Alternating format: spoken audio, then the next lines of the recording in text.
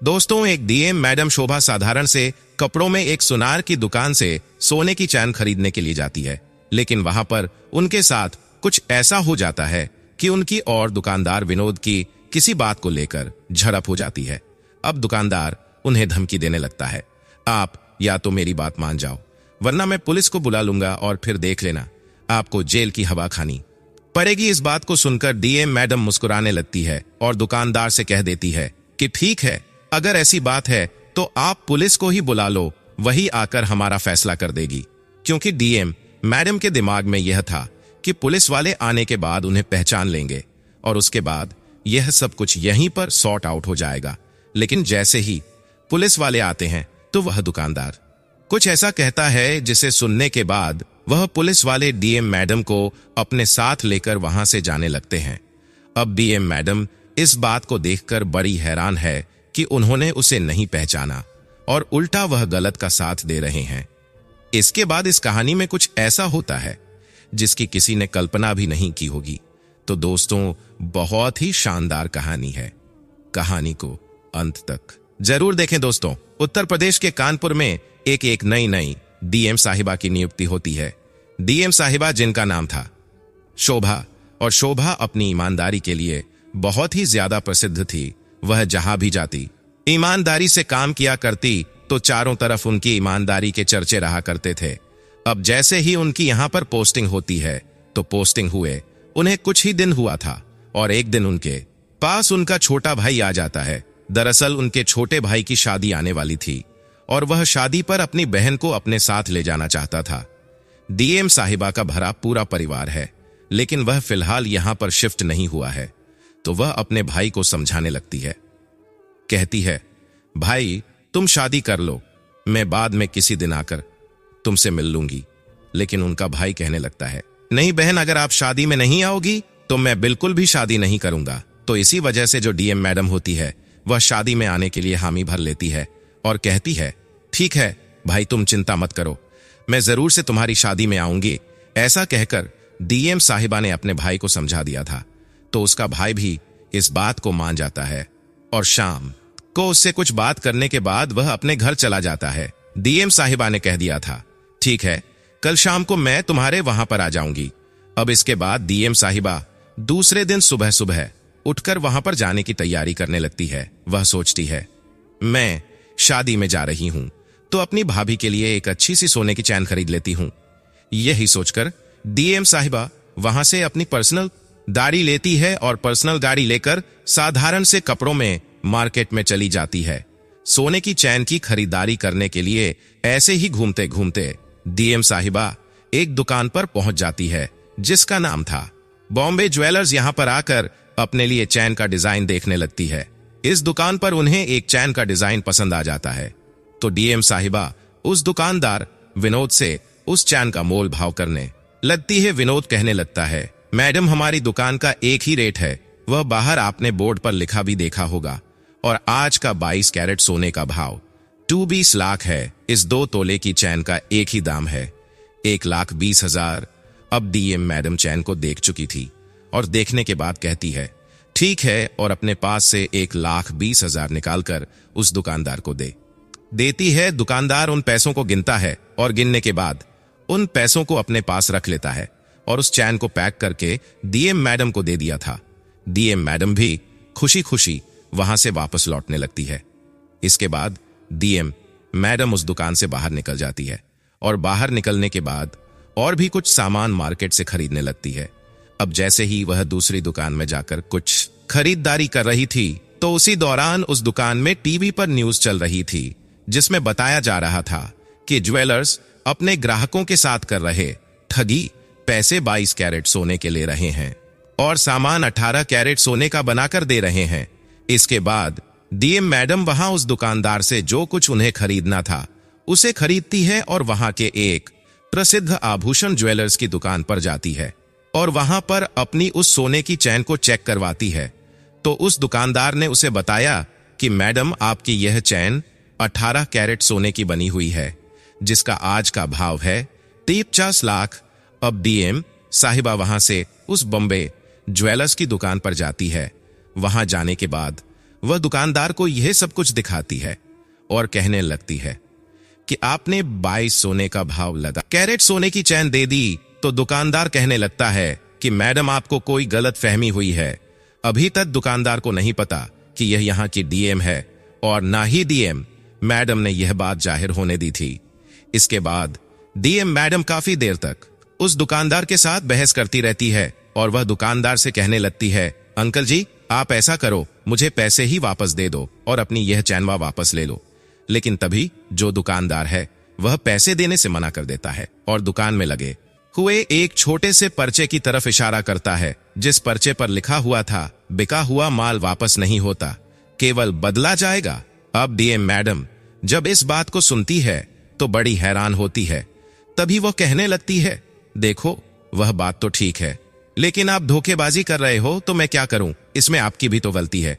लेकिन दुकानदार कहता है, मैडम देखो बहस मत करो, हमारे यहाँ का यह रूल है और हम इसको तोड़ नहीं सकते।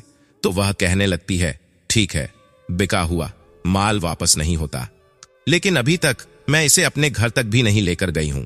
यहां से बस साइड की ही दुकान पर गई हूं और वहां जाकर मैंने इसे चेक करवाया तो यह बात पता चली, तो मैं इसे वापस करना चाहती हूं। तो इसमें बुराई ही क्या है। लेकिन दुकानदार अपनी बात पर अड़ जाता है और कहता है, नहीं मैडम यह वापस नहीं होगी, आप चाहे जो कर लो। इसके बाद डीएम मैडम कहने लगती है, नहीं यह वापस तो आपको करनी होगी, वरना मैं यहां से नहीं जाने वाली। ऐसा कहकर डीएम मैडम वहां पर बैठ जाती है और उस दुकानदार से उस चैन को वापस करने के लिए आग्रह करने लगती है। लेकिन दुकानदार जब देखता है कि यह महिला अडिग है और यह यहां से नहीं जाने वाली, तो वह सीधा पुलिस को फोन करने की धमकी देने लगता है और कहता है, या तो आप यहां से चले जाओ, वरना मैं पुलिस को बुलाकर आपको अंदर करवा दूंगा कि आप यहां पर मेरे साथ गलत कर रही हो और यहां पर सीसीटीवी कैमरे भी लगे हुए हैं। जब आपने एक बार सामान खरीद लिया तो दोबारा यह वापस नहीं होगा। अगर आपको इसके बदले में और कुछ चाहिए तो आप और कुछ ले सकती हो, लेकिन यह नहीं चलेगा कि आप दोबारा से पैसे वापस ले जाओ। अब जब डीएम मैडम पुलिस का नाम सुनती है तो दुकानदार से कहने लगती है, ठीक है तुम पुलिस को बुला लो, कोई बात नहीं, वही आकर हमारा फैसला कर देगी। क्या आप मुझे वापस पैसे दोगे या नहीं दोगे। अब 1,20,000 की बात थी तो दुकानदार सोचने लगता है कि पुलिस को बुला लेता हूं, और वह फोन कर देता है और उन्हें अपनी समस्या बताकर उन्हें यहां पर बुला लेता है। इसके बाद जो डीएम मैडम होती है वह सोचने लगती है कि आने दो पुलिस को, पुलिस तो आते ही मुझे पहचान लेगी और उसके बाद उल्टे से डांट कर मेरे पैसे वापस दिला देगी। इसी वजह से मैडम ने अभी तक उसे महसूस नहीं होने दिया था कि वह एक डीएम है, क्योंकि वह देखना चाहती थी कि पुलिस वाले यहां पर कैसा व्यवहार करते हैं और वह उसे पहचानते हैं या नहीं। थोड़ी देर बाद वहां पर पुलिस वाले आ जाते हैं और वहां पर आकर उस दुकानदार से बात करने लगते हैं। दुकानदार उन्हें एक साइड में ले जाता है और वहां पर चुपके से 50 लाख वाला होता है। वह ईमानदारी से अपना काम करने के बजाय बेईमानी से पेश आता है, क्योंकि असलियत में उस दुकानदार की गलती थी, उसे अपना माल वापस लेना चाहिए था। जब चैन के अंदर डिफेक्ट है तो उसे भला कोई व्यक्ति इतनी कीमत में क्यों लेगा, या तो उसे किसी भी तरह से कंप्रोमाइज करना था। लेकिन अगर वह कंप्रोमाइज नहीं कर सकते थे तो उन्हें पैसे वापस देने चाहिए थे। इस बात को देखकर डीएम साहिबा हैरान होती है और दूसरी हैरानी उन्हें इस बात की थी कि यह लोग आकर उल्टा उन्हें ही ब्लेम कर रहे हैं और यह भी नहीं पहचान रहे कि यह कि डीएम साहिबा है, डीएम साहिबा है, डीएम साहिबा इस खेल को जारी है। और इसी वजह से वह उस दरोगा को समझाने लगती है, कहती है, साहब मैं कहां गलत हूं, यहां पर यह दुकानदार गलत है और आपको इसके खिलाफ एक्शन लेना चाहिए। मेरे पैसे वापस लौटा दो, और इस चैन के अंदर गड़बड़ी है तो मैं इसे भला क्यों लूंगी। इसके बाद दुकानदार कहने लगता है, साहब मैंने इनको अच्छी तरह से चैन दिखाई थी और दिखाने के बाद इनसे मोल भाव किया था। जब तो यह पैसे देकर यहां से चली गई थी, लेकिन बाद में आई है, हो सकता है कि चैन को बदल कर ले आई हूं। इस बात को सुनकर डीएम साहिबा को गुस्सा तो बहुत आता है, लेकिन वह अभी देखना चाहती है। तभी वह दरोगा से कहने लगती है, साहब देखो यह वही चैन है और इनका ही थैला है। अगर आपको विश्वास नहीं है तो साइड वाली दुकान तक मैं गई हूं और आप यहां के सीसीटीवी कैमरे में इसकी रिकॉर्डिंग देख सकते हो। अब जो दरोगा है वह जल्द से जल्द मामले को रफा दफा करना चाहता है और इसी वजह से वह डीएम साहिबा को चिल्लाने लगता है। कहता है, आपको शर्म नहीं आती? देखने से तो आप पढ़ी लिखी लग रही हो। आपने हो सकता है चैन बदल दी हो। आपने हो सकता है चैन बदल दी हो। जैसा भी सही हो सकता है।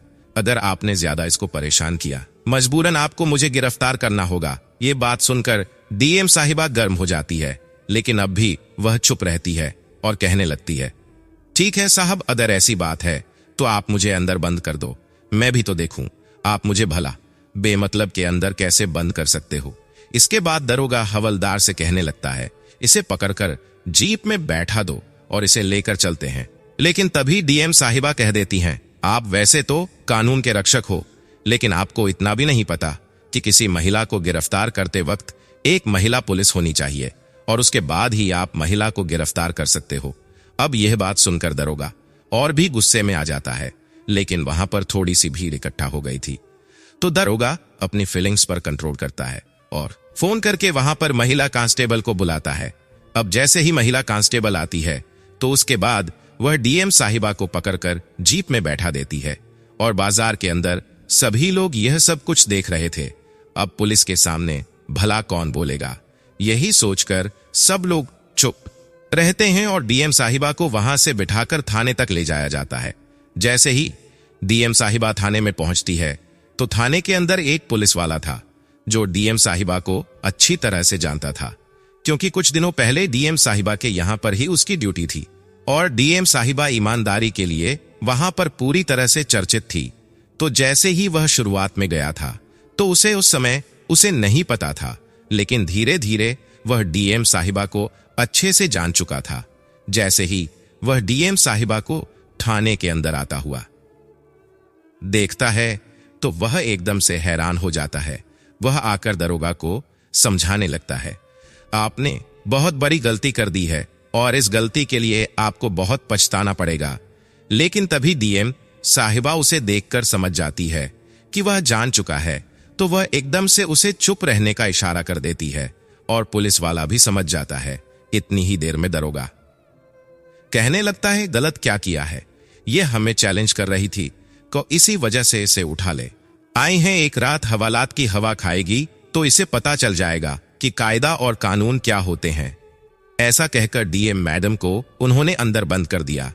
अंदर से डीएम मैडम दरोगा को तरह तरह के कानूनी मामलों के बारे में बताने लगती हैं और कहती हैं, तुमने यह गलत किया है और रात के समय तो तुम मुझे यहां पर रख ही नहीं सकते, फिर एक रात में हवालात की हवा कैसे खा सकती हूं। यह सब सुन दरोगा को और भी ज्यादा गुस्सा आता है और वह उस पर चिल्लाने लगता है। कहता है, या तो तू चुप हो जा, वरना मैं महिला कांस्टेबल को भेजकर तेरी अच्छी तरह से पिटाई करवा दूंगा।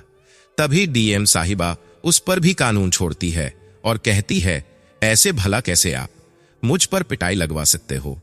अब दरोगा का गुस्सा 7वें आसमान पर होता है और यह सब कुछ वह पुलिस वाला देख रहा था जो डीएम साहिबा को अच्छी तरह से जानता था। दरोगा गुस्से में आकर महिला कांस्टेबल को आदेश देता है और कहता है, इसे अच्छे से सबक सिखा दो।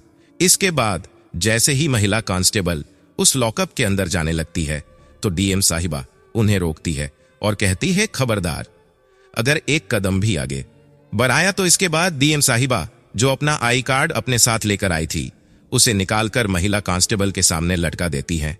जैसे ही महिला कांस्टेबल आई कार्ड देखती है तो एकदम से हैरान हो जाती है और जोरदार सलूट डीएम मैडम को मारती है। यह सब देखकर दरोगा पूरी तरह से कंफ्यूज हो जाता है। लॉकअप का दरवाजा खुला तो डीएम मैडम, जिसे अब तक मुजरिम समझा जा रहा था, बाहर आ जाती है। बाहर आने के बाद वह दरोगा को धमकाने लगती है। अब दरोगा जब यह देखता है कि महिला कांस्टेबल ने उसे सलूट किया है और अब डीएम मैडम उसे धमका रही है तो उसे समझने में देर नहीं लगती कि हो सकता है कि यह इस डिस्ट्रिक्ट की नई डीएम साहिबा हो जिस वजह से ऐसा कर रही है। तभी वह पुलिस वाला जो डीएम साहिबा को अच्छी तरह से जानता था, सभी को डीएम साहिबा के बारे में बताता है कि वह कितनी ईमानदार और अपने काम के प्रति कितनी निष्ठा रखती है। इस बात को सुनकर थाने के अंदर जितने भी पुलिस वाले थे जिन्होंने अब तक डीएम साहिबा को नहीं पहचाना था, वे एकदम से उन्हें सलूट करते हैं। अब दरोगा की पतलून गीली हो जाती है। वह यह सब कुछ देखकर परेशान हो जाता है और एकदम से मैडम के पैर पकड़कर माफी मांगने लगता है। कहता है, मैम मुझे माफ कर दो, मुझसे बहुत बड़ी गलती हो गई और आगे से ऐसा कुछ नहीं होगा। लेकिन तभी डीएम साहिबा उसे उठाती है और कहती है, नहीं, आपने गलती नहीं की है, आपने पूरी ईमानदारी से अपना काम किया है। मैंने वह चीज भी देखी थी जब उस दुकानदार ने आपकी जेब में 50 लाख गुनाह किया है। तुम्हें जरूर मिलकर रहेगी। यह कहते हुए डीएम साहिबा वहां से फोन मिलाती है और कुछ उच्च अधिकारियों को बुलाती है। उन्हें बुलाने के बाद वह पूरी करतूत उस पुलिस वाले दरोगा की बताती है और कहती है कि फौरन इन पर कार्यवाही होनी चाहिए। तभी उच्च अधिकारी कहते हैं, मैम अगर आपको इस पर सख्त कार्यवाही करनी है तो इसके लिए आपको सबूत चाहिए। आपके पास क्या सबूत हैं कि इसने यह सब किया है और रिश्वत ली है? यह सुनकर डीएम साहिबा थोड़ी देर के लिए सोचती है। तभी उन्हें ज्ञात होता है कि उस दुकान में लगे सीसीटीवी कैमरे में सारे सबूत रिकॉर्ड हो चुके हैं। सीसीटीवी कैमरे का जिक्र उस दुकानदार ने किया था क्योंकि उसने डीएम साहिबा को धमकी दी थी कि उसकी दुकान में सीसीटीवी कैमरे लगे हैं और पुलिस वालों को उनकी हरकतें मिल जाएंगी। इसके बाद डीएम साहिबा उस पुलिस वाले के साथ उस दुकान पर जाती है और सीसीटीवी रिकॉर्ड को सबूत के तौर पर ले आती है। यह सबूत दरोगा के खिलाफ मजबूत कार्यवाही करने के लिए इस्तेमाल किया जाएगा। दुकान में जाकर डीएम साहिबा पहले अपना आई कार्ड दिखाती है और साथ में पुलिस वाले का परिचय भी देती है। ज्वेलर्स यह सुनते ही कांपने लगता है और माफी मांगने लगता है। वह कहता है, मैम मुझे माफ कर दो, मुझसे बहुत बड़ी गलती हो गई, मैं तो कुछ और ही समझ रहा था। अब दुकान में कुछ लोग बैठे होते हैं जिन्होंने पूरा वाकया देखा था। वे हैरान हो जाते हैं कि जिसको दुकानदार ने पकड़वा है वह तो पुलिस की बड़ी अधिकारी है। इसके बाद यह खबर जल्द ही चारों ओर फैल जाती है। डीएम साहिबा उस ज्वेलर से सीसीटीवी रिकॉर्डिंग प्राप्त करने के लिए कहती है और वह ज्वेलर्स उन्हें वह रिकॉर्डिंग दे देता है। फिर माफी मांगते हुए कहता है, मैम मुझे माफ कर देना, मुझसे बहुत बहुत बड़ी गलती हो गई। दुकानदार वह पर्चा भी फाड़ देता है जिस पर लिखा था कि बिका हुआ माल वापस नहीं होता और डीएम साहिबा के पैर पकड़ने लगता है। लेकिन डीएम साहिबा उसे उठाकर कहती है, आपकी उम्र ज्यादा है, आप मेरे पैर पकड़ते हुए अच्छे नहीं लग रहे। जो गलती आपने की है वैसी गलती अब किसी के साथ मत करना। यहां जो भी ग्राहक आता है वह भगवान के रूप में होता है, इसलिए उनके साथ अच्छा व्यवहार करें और अगर आपकी दुकान से कोई शिकायत आई तो मैं कड़ी कार्यवाही करूंगी और आपको कोई नहीं बचा पाएगा। ये कहते हुए डीएम साहिबा उस ज्वेलर्स को वार्निंग देती है और उसके बाद वह सबूत लेकर थाने लौट जाती है। थाने में वह उन उच्च अधिकारियों के सामने वह सबूत रखती है और कहती है कि इस पुलिस वाले के खिलाफ सख्त कार्यवाही होनी चाहिए ताकि वह फिर से ऐसा कोई काम ना कर सके। इसके बाद उस दरोगा को सस्पेंड कर दिया जाता है और केस के दौरान उसे 3 साल की सजा मिलती है। डीएम साहिबा उसी दिन माफी मांगने वाले ज्वेलर से पैसे वापस ले लेती है और उन पैसों से सोने की चैन खरीदने के बाद अपने भाई की शादी में जाती है। जब भाई उनसे देर से आने का कारण पूछता है तो वह पूरी कहानी सुनाती है। भाई कहता है, बहन यह तो रोज रोज का है, पुलिस वाले तो हमेशा ऐसा करते हैं। तब शोभा कहती है, भाई मैं सबको तो नहीं सुधार सकती, लेकिन जहां काम करती हूं वहां पर मैं कोशिश कर सकती हूं। हो सकता है कि मेरी कोशिश कुछ हद तक सफल हो जाए और जिन जगहों पर मेरी पोस्टिंग रहे वहां लोग ईमानदारी से जीना सीख ले। इसके बाद शोभा अपने भाई की शादी अटेंड करती है और फिर अपनी ड्यूटी पर लौट जाती है। जब तक उनकी ड्यूटी उत्तर प्रदेश में रहती है तब तक वहां कोई भी पुलिस वाला रिश्वत लेने से पहले 100 बार सोचते हैं, क्योंकि यह केस सबके सामने आ चुका था और सभी लोग इस बात को जान चुके थे। यह मामला अखबारों में भी सुर्खियों में था और लोग इससे सतर्क हो गए थे। दोस्तों, यह थी आज की कहानी जहां एक महिला डीएम ज्वेलर्स के पास सोने की चैन खरीदने जाती है और वहां पर उसे पुलिस पकड़ लेती है। अगर आपको वीडियो अच्छी लगी हो तो वीडियो को लाइक और शेयर करें और चैनल को सब्सक्राइब करना ना भूलें। वीडियो को पूरा देखने के लिए धन्यवाद।